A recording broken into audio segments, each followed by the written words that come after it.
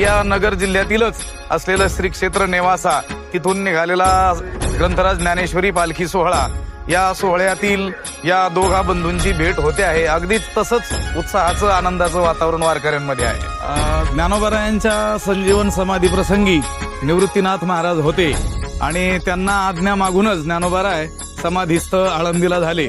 परंतु त्यानंतर निवृत्तीनाथ महाराजांची ज्यावेळेस संजीवन समाधी झाली त्यावेळेस ज्ञानोबराय तर अगोदर समाधीस्थ झालेले होते, परंतु आज ज्ञानेश्वरीच्या रूपानं ज्ञानोबराय आपल्यासोबत जे चालत आहेत आणि आपण इथं भेटीला घेऊन आलो. आणि योगायोगाने आजचा निवृत्तीनाथ महाराजांचा संजीवन समाधी दिवस असल्यामुळं एक प्रकारे ज्ञानोबराय देखील निवृत्तीनाथांच्या संजीवन समाधी प्रसंगी उपस्थित आहेत, हे बघून अतिशय आनंद होतो. नमस्कार मंडळी, तुम्हा सर्वांचे अमित देवकर व्लॉग्स या आपल्या यूट्यूब चॅनलवर मनपूर्वक स्वागत. मी सध्या आयलेनगर येथे उभा आहे आणि माझ्यासमोर तुम्ही पाहू शकता श्री क्षेत्र नेवासा येथून श्री क्षेत्र पंढरपूरकडे निघालेली पवित्र ग्रंथराज श्री ज्ञानेश्वरी आषाढी पालखी. ही पालखी आषाढी एकादशी निमित्त लाखो वारकऱ्यांच्या भक्तिभावाचे प्रतीक आहे. आजचा क्षण अत्यंत ऐतिहासिक आणि भावनिक आहे, कारण येथे संतश्रेष्ठ श्री निवृत्तीनाथ महाराजांच्या पालखीचे आगमन झालेले असून या दोन पवित्र पालख्यांची भेट झाली आहे. हा सोहळा पाहण्यासाठी हजारो भाविक मोठ्या श्रद्धेने उपस्थित आहेत. माझ्यासमोर उभ्या असलेला हा ग्रंथराज श्री ज्ञानेश्वरी आषाढी पालखी रथ आणि त्यासमोरील सजवलेली बैलजोडी पाहून मन अगदी भक्तिरसात तल्लीन होते. वारकरी संप्रदायाची परंपरा, संत ज्ञानेश्वर माऊलींचे विचार आणि विठ्ठल भक्ती यांचे हे जिवंत दर्शन आहे. अशा पवित्र सोहळ्याचे प्रत्यक्ष साक्षीदार होण्याचे भाग्य आज मला लाभले आहे. या व्हिडिओमध्ये आपण ग्रंथराज श्री ज्ञानेश्वरी पालखी रथ, बैलजोडी, वारकऱ्यांचा उत्साह आणि संतश्रेष्ठ निवृत्तीनाथ महाराजांच्या पालखीच्या भेटीचा हा अविस्मरणीय क्षण अनुभवणार आहोत. चला तर मग या भक्तिमय वातावरणाचा आणि या दिव्य सोहळ्याचा अनुभव एकत्र घेऊया.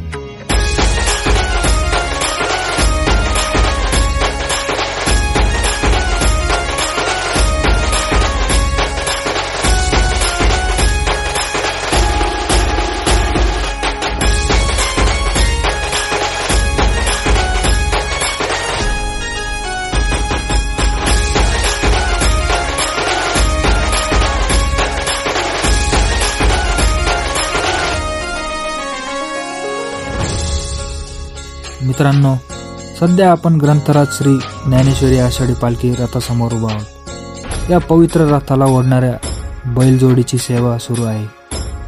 लांबचा प्रवास करून आलेल्या या बैलांना आता प्रेमाने पाणी पाजले जात आहे. या बैलजोडीतील बैलांची नावे आहेत सोन्या आणि राजा. वारकरी परंपरेत या दोन्ही बैलांना अत्यंत मानाचे स्थान आहे, कारण हे केवळ रथ ओढणारे बैल नसून संतांची सेवा करणारे निस्वार्थ सेवक मानले जातात. शेकडो किलोमीटरचा प्रवास करताना सोन्या आणि राजा अतिशय शांतपणे, संयमाने आणि ताकदीने हा पवित्र रथ पुढे नेत असतात. त्यामुळे त्यांच्या आरोग्याची आणि विश्रांतीची विशेष काळजी घेतली जाते. वेळोवेळी त्यांना पाणी, चारा आणि योग्य विश्रांती दिली जाते.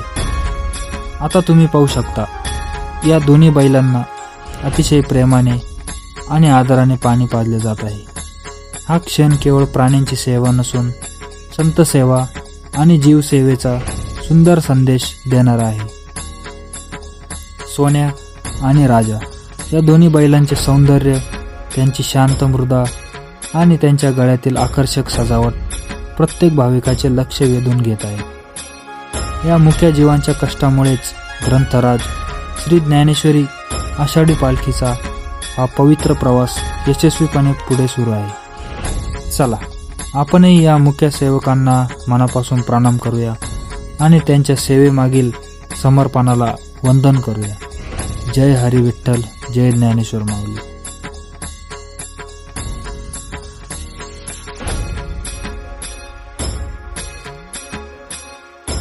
मित्रांनो, आणि आता मला लाभले आहे एक अत्यंत भाग्याचे दर्शन. माझ्या समोर आहेत हबप वेदांताचार्य देवीदास महाराज म्हस्के. त्यांचे दर्शन होणे ही प्रत्येक वारकरी आणि भक्तासाठी खूप मोठी आनंदाची गोष्ट आहे. देवीदास महाराज म्हस्के हे महाराष्ट्रातील प्रसिद्ध वारकरी संत, अभ्यासू, प्रवचनकार आणि संत ज्ञानेश्वर महाराजांच्या विचारांचे प्रभावी प्रचारक म्हणून ओळखले जातात. वेदांताचार्य ही मानाची पदवी त्यांनी आपल्या अभ्यास, ज्ञान आणि आध्यात्मिक कार्यामुळे प्राप्त केली आहे.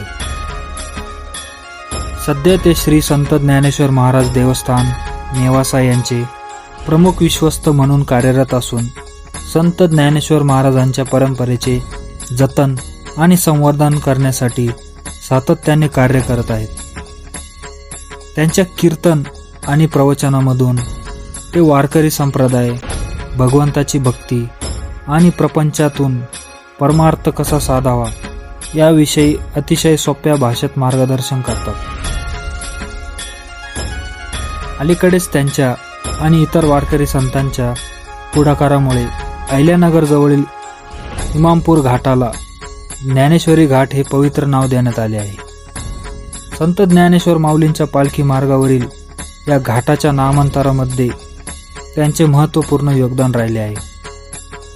जून 2024 मध्ये त्यांनी श्री संत ज्ञानेश्वर महाराज देवस्थान नेवासा यांच्या प्रमुख पदाची धुरा स्वीकारली आणि तेव्हापासून संत परंपरेची सेवा, भक्तांचे मार्गदर्शन आणि ज्ञानेश्वर माऊलींच्या विचारांचा प्रसार हे कार्य अत्यंत निष्ठेने करत आहेत.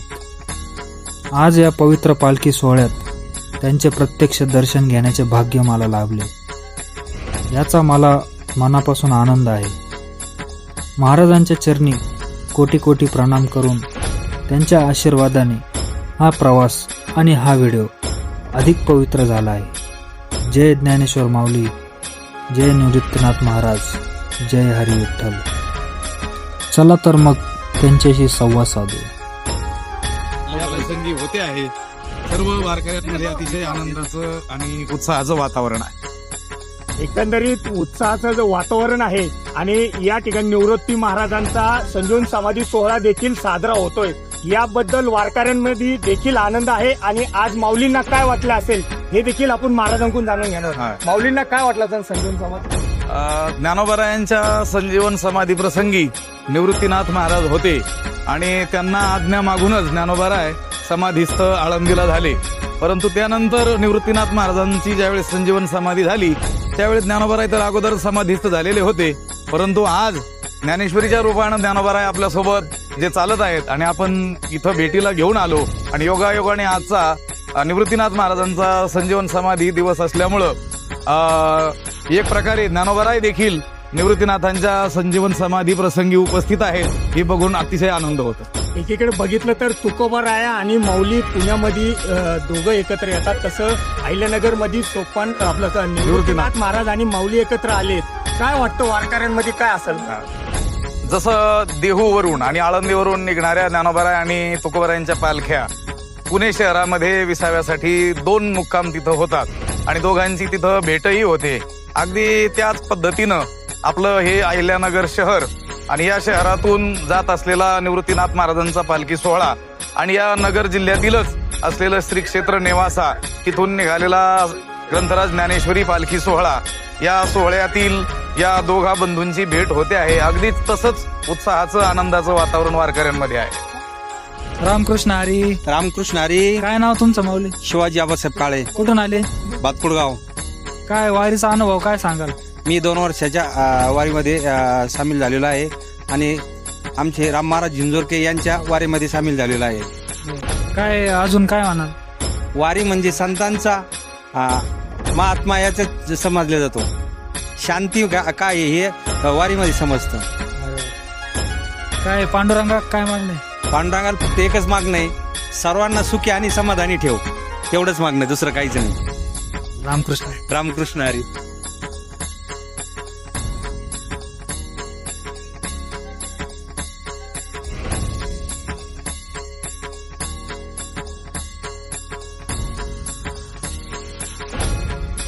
नाव सांगा. मल्हारी फड, गाव. महाजनपूर, नाशिक, सायकेडा. कसं वाटतंय वारीत येऊन? वारीत एक नंबर वाटतं.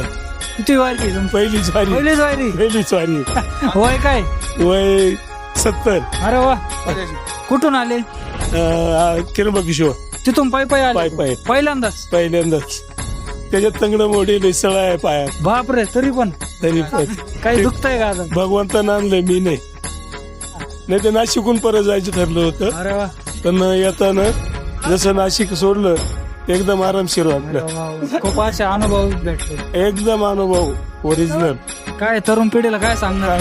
याचा काय त्याच्या भरोश्यावर काही होत नाही.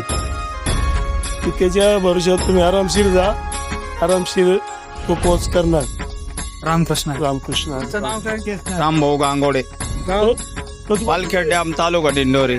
काय अनुभव सांगशाल वारी? अनुभवचा असं आहे का मला 7 वर्षापासून अनुभव या दिंडीचा. काय मग असाच पूर्वीपर्यंत असाच आयुष्यभर चालत राहावा आणि खूप सोळावा चांगला आहे.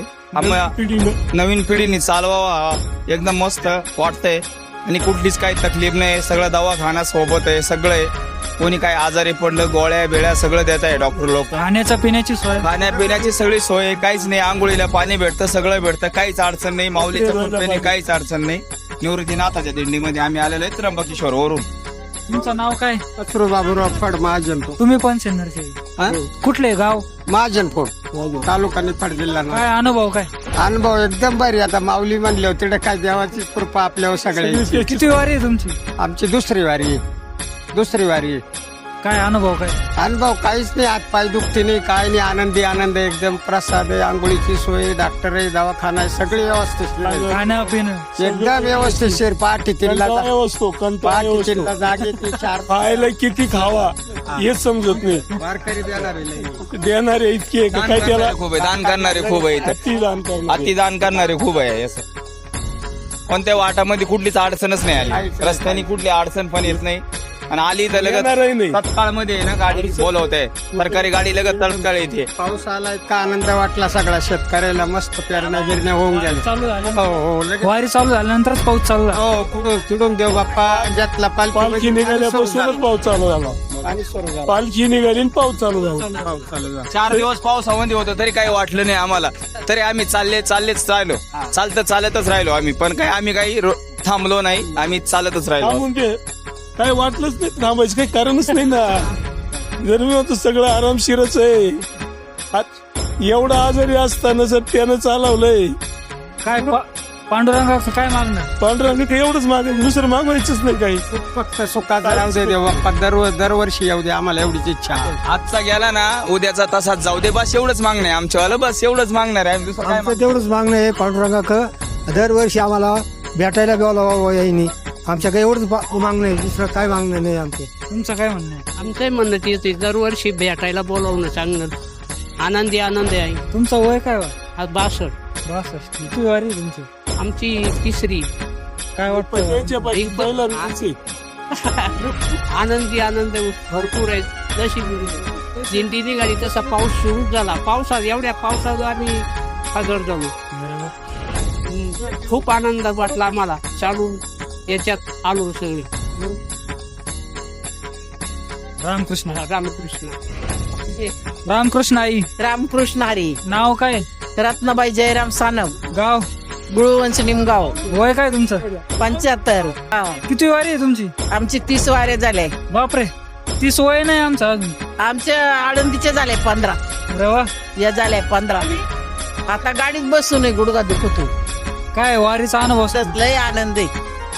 लय आनंद आहे. पाहिजे असा आनंद आहे. काही गैरसोय झाली तुमची? नाही लय सोय. खाण्याची पिण्याची उत्तम. चहा पाणी झोपण्याची काही नाही दुखत. मा गुडघा दुखतो, गाडीत बसेल मी. काही दुखत नाही मा. काय पांडुरंगा काय मागणं? काय सुख मागायचं? काहीच नाही मागायचं. दिलं त्याने आता एवढे संपदा दिली. वारी राहू दे बाबा, पाय चांगले राहू दे, येऊ दे वारीला.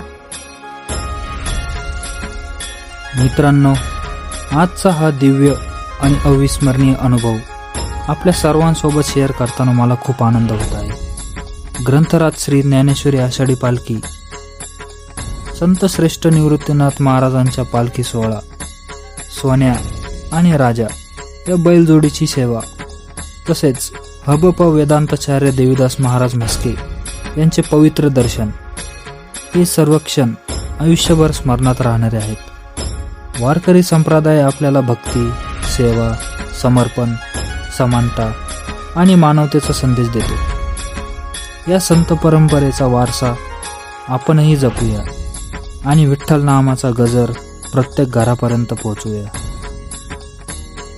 तुम्हाला हा व्हिडिओ आवडला असेल तर व्हिडिओला एक लाईक करा, तुमच्या कुटुंबातील आणि मित्रांसोबत नक्की शेअर करा आणि आपल्या अमित देवकर व्लॉग चॅनलला सबस्क्राईब करून बेल आयकॉन दाबायला विसरू नका. अशाच भक्तिमय पालखी सोहळ्यांचे, महाराष्ट्रातील पर्यटन स्थळांचे आणि विशेष सांस्कृतिक कार्यक्रमांचे व्हिडिओ घेऊन मी पुन्हा भेटेन. जय हरी विठ्ठल.